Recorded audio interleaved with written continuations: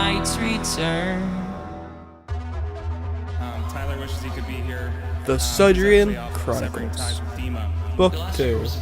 Thomas, the Tank Engine. Story 3. Thomas and the Trucks. Originally written by Wilbur Audrey. I'm writing the story. I'm creating the world. Thomas pranced around the yards, hissing and clanking furiously. "Hurry up, peasant," declared Fulcrum one morning from the station. I'm coming, you annoying prat," mocked Thomas behind some trucks. The tank engine was exhausted. Ever since he took out his train and Fulcrum caught him leaving without it, he made sure to tell everyone about the event. And of course, on such a small railway, word truly got around.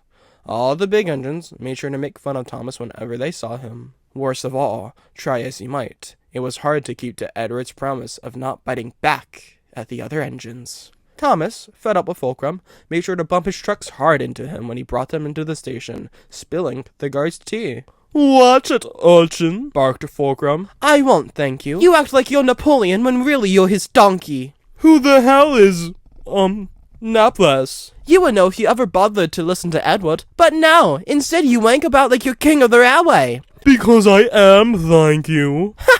Even Gordon would be a better choice. At least he can uphold what he guffs about, unlike certain compulsive liars that just so happen to be pathetic goods engines." Fulcrum was crosser than ever. Thomas hadn't insulted him. He just said the cold-hearted truth. That hurt more than any insult. You useless little vermin!" he screeched in a tone Thomas had never heard him use before. This wasn't the one he was used to when he monologued. No, he was angry. Actually, angry. "Your only meaning in life is to be a slave to us bigger engines. You bring us our trains without a word, but no, you have to complain and whine about it not seeing the world. Well, you know what? Your world is this yard. Nothing more, nothing less. You are inconsequential to the world, let alone this railway. You will never amount to anything. Just like the engine who's older than the fat director's tea kettle called Edward." "Fuck you!" Thomas ran into the brake van and sent Fulcrum and his entire train out of the station. "I hate this station, I hate these engines, and I hate you. I hate you so much. I wish you would die. Why can none of you be sensible for once? Throw yourself off a bridge, you piece of Thomas the Tank Engine." A large crowd had watched as Thomas insulted the big engine. Thomas looked past them as his boiler went ice cold. It was the fat director. Thomas sluggishly puffed over to him. "What in the name of Gertrude do you call that?" His voice was quiet, so only Thomas could hear him, which felt even worse than him shouting. Well, Fulcrum started it." "I don't care who started it. You will not conduct yourself like that in the station. I don't care what you say in the yards, as long as you don't say it in front of the passengers. Understand?" Yes, sir. I'm sorry, sir. Can I please visit Edward?" "Visit Edward? That's just a busy time like this? Heavens, no." "But Edward said I could." "Edward does not make the timetable. Now, back to work. And no more swearing in front of the passengers. It makes for a bad reputation." Yeah. The evening sky crept in with beautiful orange and violet hues. Henry sat in Vickerstown sheds, lost in thought, admiring it. His peace and tranquility was suddenly interrupted by the blaring of an annoyed whistle as Thomas backed haughtily next to him. "He's an ass!" he cried loudly as he covered Henry in warm steam. "Hello to you, too," coughed Henry. "I tell you, Henry, if I had a lump of coal for every time that engine said something so utterly ridiculous, I'd have 21 tenders, Henry. 21! "Fulcrum," sighed Henry. "No, Henry, the man on the moon. Of course, Fulcrum." Henry sighed again. "Please, Thomas, you can rant about Fulcrum all you want tomorrow. I really haven't the energy. Good night." Night came fast. The other engines were all asleep by now. All asleep for Thomas. He stared out at the starry abyss above him. The stars thousands of miles away twinkled in his eyes. A full moon illuminated the yards.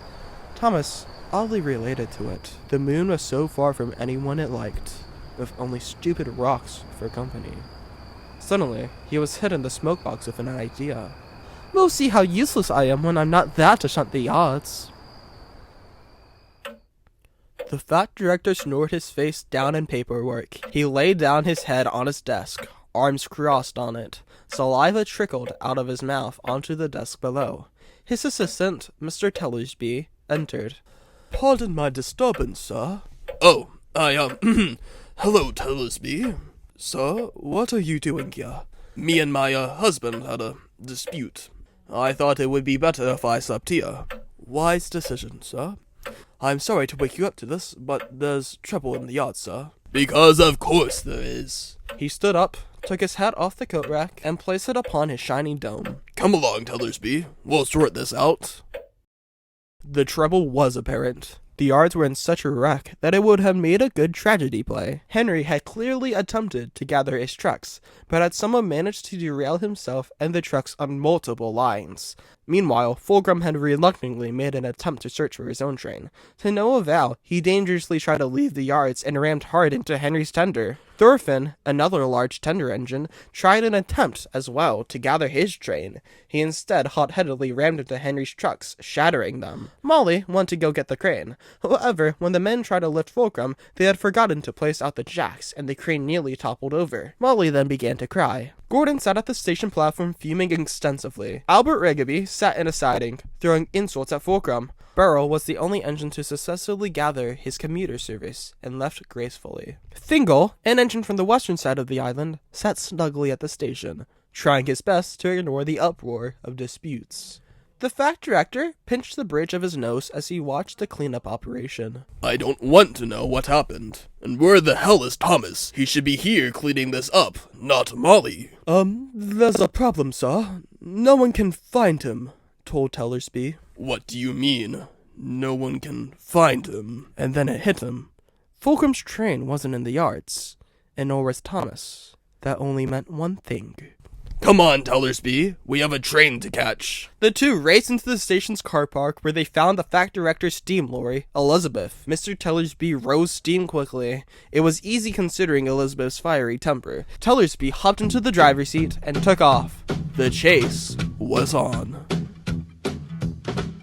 Come on, trickety-trock, come on, trickety-trock, cried Thomas. He coasted on the open main line, going through a dual-gauge tunnel and finally coasting through Croven's Gate. A queer little engine with a saddle tank whistled at him. Thomas returned it. Stop being so rough! You're going to shake us to bits. Everything hurts! Clanced the trucks as they rattled across the rail joints. You guys aren't fun. Besides, at least Fulcrum's not pulling you. We're on the open main line. I'm pulling a train. And we want to be back in our warm siding sleeping. They fussed back. I don't know what the other engines were groaning about. This is easy. The trucks behind him, meanwhile, were rudely snickering at his comments and began working up a plan as they passed through the valley. Are you sure this is alright? Questioned Bob for the umpteenth time. Of course. Edward said I could visit him anytime I like. Meanwhile, Elizabeth was wheezing down the road. She hadn't gone this fast since the fact director's racing days. You're going much too fast. You're going to throw out my fire. Tellersby only knew how to drive a horse. However, the requirements of being the fact director's assistant was larger than anything simple. They soared through ballyhoo, dodging horses, bicyclists, and pedestrians. The fact director held onto his hat for dear life. He tried to explain what to do, but failed miserably. Ahead was a stop sign. No one but Elizabeth noticed it. The fact director yanked the wheel to avoid hitting a confused dog. They flew right past the sign. Officer Ham and Officer Dick were getting some ice cream while out on patrol when they saw the squealing steam lorry. Come along, Dick. We gotta catch these swines, declared Officer Ham. They raced to their car with ice cream in hand and jumped in. Come on, Porkchop, said a fierce Ham, trying to start the engine. Get the siren on, roared Porkchop. I can't. It's broken. Get the megaphone, you buffoon. Oh, right. Officer Ham slapped the ice cream out of Officer Dick's hand, through the window, and onto an unsuspecting child. You shouldn't be eating on the job. But Get to work. Aww. Elizabeth was crosser than ever. She shouted at the fat director, Tellersby, and even the birds in the trees. That was until she heard Dick yelling "Wee-oo, wee-oo, wee-oo" at them. "Stop, you idiot of a driver!" Tellersby was meekly pulled over. Elizabeth and Porkchop glared at each other as he pulled alongside. Officer Him pounded on the window. Do you know what I'm pulling you over for? We don't have time for this, Hollered the fat director. My son stole a train, and we need to catch him. Oh my, oh my, oh my, oh my! Where are you heading, my good man? Wellsworth. Right then, off we go. Thomas clattered through a few more unfamiliar stations. Little children stared in awe at the little blue tank engine, waving at him. Thomas whistled as Bob waved. He soon crossed over a magnificent viaduct. Its lengthy arches stretched over the ground below. A river slithered through the valley. In a boat was a girl fishing. She yanked a fish so high out of the water that it nearly hit Thomas. Thomas marveled at the sight. Now that looks fun! Soon, he began to take the very long and gradual incline of Gordon's Hill. "Now slow down, boy," cried Bob. "All right," fussed Thomas, not quite taking caution, as he roughly slowed down, then gently began to pick up speed again. In no time, he was going faster than before, and he bounced about so much that lumps of coal jumped out of Wade's shovel. As they neared the crest of the hill, Thomas saw men by the line and a sign that read, "All engines stop to pin down brakes." He scoffed and blew steam at the sign to hide it from Bob. The men weren't daft enough to try applying brakes on a moving train, so they watched the confusion as Thomas barreled past. He soon would regret that. Thomas stared at the momentous sight. He could see the sea lapping the distant shores. Wellsworth was a dot in the valley, along with other towns far beyond. This was the western side of the island. The hill practically separated everything. A seagull grazed Thomas's funnel. It felt like he was on top of the world. Before the rails bent sharply down, he hit the tracks with a thud. The trucks yelled to each other indistinct code words as they pushed him over the crest and down the other side. Brakes! Bob squealed femininely. Thomas raced down the hill. The scenery went by faster than he had ever seen it before. A sharp pain came from his brakes as Wade screwed them on. Bob pulled the whistle harshly to alert the guard. The van leaped into action, squealing her brakes on. Despite this, the train went faster and faster. Wade held onto his shovel for dear life as he fell into free fall. Wellsworth was approaching. Fast. "What to do? What to do?" Thomas yelped. Then he had an idea. He barked it at Bob. He spun the reverser hard. Thomas's wheels spun profusely backwards, pouring down sand from his boxes. Sparks flew as he pounded the rails. The trucks yelled insane curses and rude comments to Thomas as he raced over a junction. Edward sat peacefully dozing in a shed. He was getting ready to take his goods train. He listened to a vinyl player dazily. Everything was calm. Until the blaring of a whistle barked into the yards. Thomas entered, swerving sharply on a set of points into the yards. Lumps of stone flew out of the trucks. Flight ladders ran frantically across the yards to switch Thomas into a siding. Ahead stood a set of grim buffers, growing closer and closer. Thomas clenched his eyes shut as the train slithered through the yards. He slammed into the buffers, which barely held against the crazed trucks, who laughed and screamed. Oh, Godred, I've stopped. Someone get me a bucket, I'm gonna throw up." Edward gasped at the sight.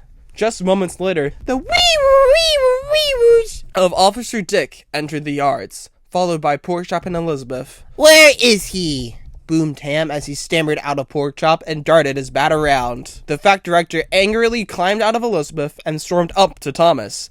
He stumbled up on a barrel that sat in front of the buffers. Unsuccessfully climbing up onto it, he called for Bob and Wade to help him up. He climbed up their backs and onto the barrel, and turned towards Thomas. Thomas! Hello, sir. What are you doing here with Fulcrum's train? Edward said I could... Said you could what? Visit him?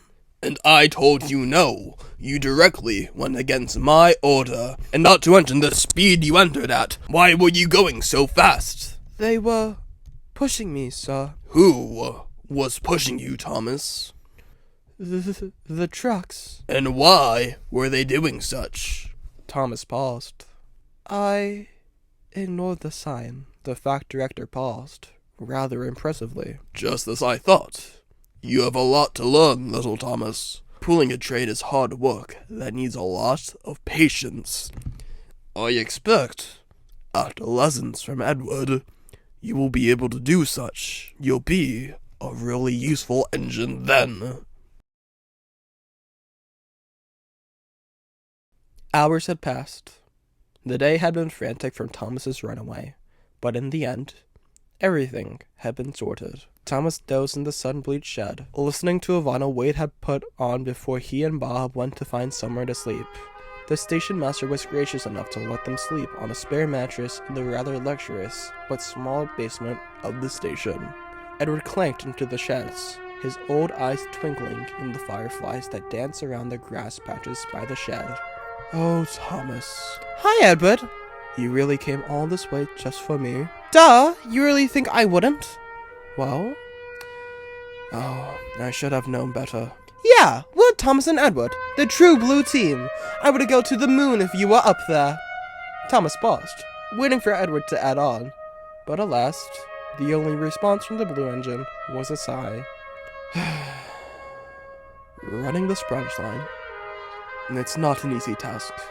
I've had a lot of pressure from it.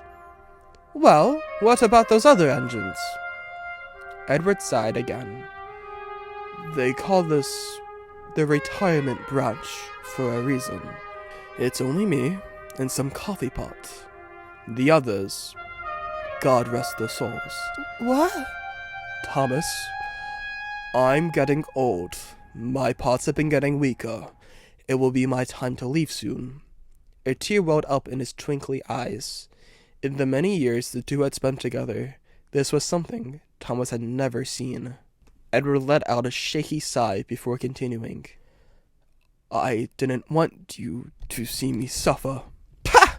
You're what, 20? 25? 30. And we're only meant to live up to our 40s. Pah! What are you planning on doing? Coming over here to curl up and die? Well, yes, but Thomas... Oh, what? You wanted to try to protect me from the Yakuf? Huh? Well, I call bullshit. Thomas, language. The record had now ended, leaving the static of the pin play on. In replacement, Thomas's voice boomed the yards. You know you can't throw away your shot. You got plenty of years left inside of you. You're a hard worker, Edward. You deserve your own branch line. You have so much to prove. Have you not asked the factory director to maybe, I don't know, ask for replacement parts? For a rebuild? He's a marvelous builder. He built me. Edward stared at the little tank engine. His face was red with anger. But something about him, something, was different. You didn't come here for me, did you? Huh? Of course I did. Edward sighed, then began to chuckle. You wanted to prove your own shot. Thomas paused. Well,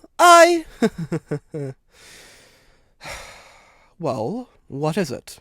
Do you want to pull mainline trains, or run your own branch line?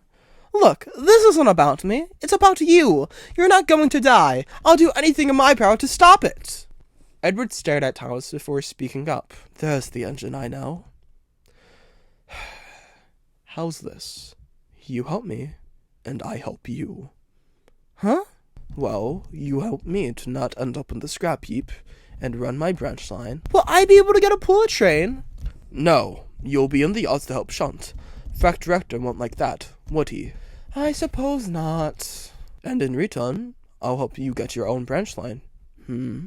Maybe we could double head a few times. I'll show you the ropes. How did you? I always know your needs, Thomas. You're my brother. He yawned. Edward? Thomas asked, yawning in reply.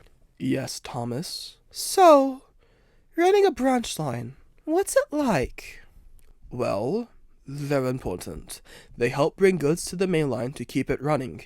And then, you can't forget about the passengers. You have to tend to all their needs. Oh, and you have to make sure that they have a comfortable ride. That's imperative. That does sound important, murmured Thomas as he wearily blinked his eyes. Now, Thomas, if you want to run your own branch line, you'll have to keep to time and make sure to be patient. You know, one of the older engines on the line, the coffee pot, used to be a saddle tank. trailed off It was as very Thomas impatient trailed off indeed. to sleep, And determined for the coming days to prove himself. Edward stayed up for a little bit longer. He wanted to believe in Thomas, but a part of him was more realistic. He knew that one day he would be dragged to the scrap heap and cut up to pieces. Edward glanced at Thomas. Young, brash, and though he'd never say it, stupid. He gave one final look at Thomas before falling uncertainly to sleep.